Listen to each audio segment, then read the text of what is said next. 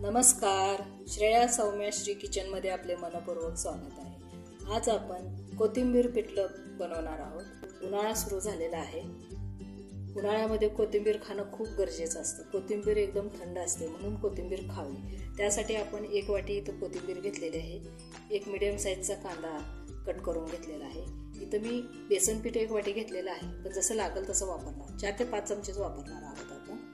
लाल मिरची पावडर आहे, जिरे घेतलेले आहे, थोडा हिंग आणि पाणी घेतलेलं आहे। चला तर मग व्हिडिओला सुरुवात करू। इथं आपण गॅसवरती कढई ठेवलेली आहे। आता आपण याच्यामध्ये 2 ते 3 चमचे तेल घालून घेऊ। फोडणीमध्ये जिरे घालू। अर्धा चमचा जिरे घातलेले आहेत।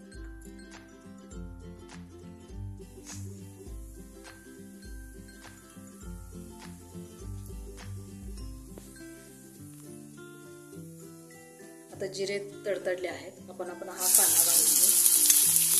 कांदा थोडासा भाजून घ्यायचा।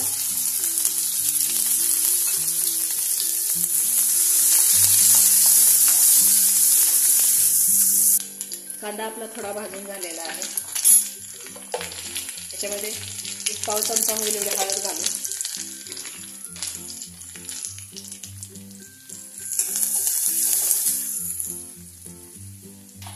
तिखटाचं प्रमाण तुम्हाला कसं पाहिजे त्या पद्धतीने तुम्ही घाला। मी इथे 1 ते 1.25 चमचा इथे मी तिखट वापरणार आहे। लाल तिखट आहे।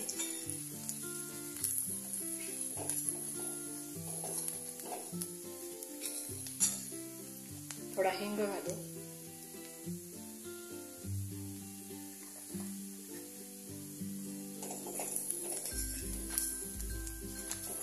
आपण हे कोथिंबीर याच्यामध्ये आता थोडी परतून घेणार आहे।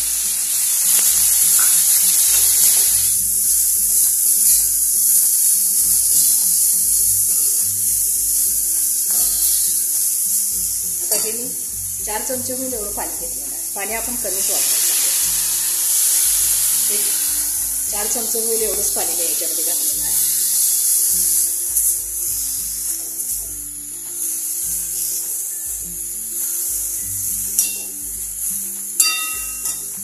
चवीनुसार मीठ घालू याच्यामध्ये।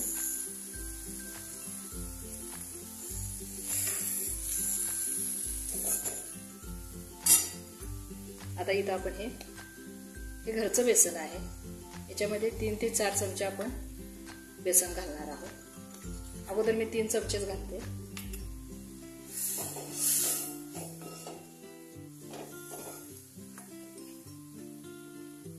आणखीन 1 चमचा घालते।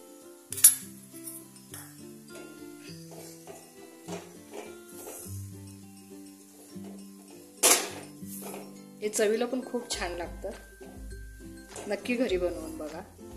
आता आपण 2 ते 3 मिनिट याला वाफ घेणार आहे। एक छोटी प्लेट याच्यावरती मी झाकून ठेवते। 2 ते 3 मिनिट असंच आपण हे वाफवून घेणार आहे। 2 मिनिट झालेले आहेत। आपल्या ह्या बेसनला चांगली वाफ बसलेली आहे। साधी, सोपी आणि सरळ रेसिपी आहे। घरात भाजीला काय नसेल तर आपण सहज करू शकतो ही भाजी। खायलाही तशी चवीला छानच लागते। आता ही आपली कोथिंबीरचं पिठलं तयार आहे। मी गॅस बंद करून घेते। कोथिंबीर पिठलं तयार आहे। करायलाही एकदम सोपं आणि चवीलाही एकदम छान। या पिठल्याबरोबर कांदा, ज्वारीची भाकरी खायला एकदम खमंग लागते।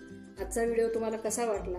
जर माझे व्हिडिओ आवडत असतील तर व्हिडिओला लाईक, शेअर आणि सबस्क्राईब करायला विसरू नका। धन्यवाद।